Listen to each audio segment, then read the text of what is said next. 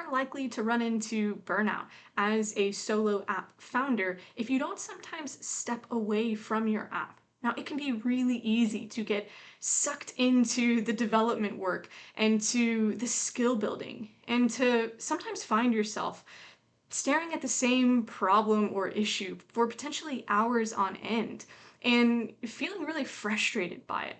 That can lead to burnout, especially if it happens frequently. But we've found that sometimes the best solution is to simply step away, switch your brain off from what you're doing, and focus on something completely different. Maybe go for a 10-minute walk, maybe listen to a podcast, or even just shift focus to a different aspect in your work, but something that's different from the problem you're working on. Chances are, when you come back, you'll be able to solve that problem.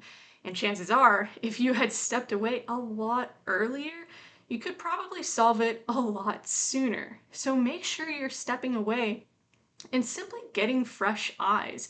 You need to make this a consistent practice, and this also needs to be a rule for your app. If you're not doing it, you are going to burn out.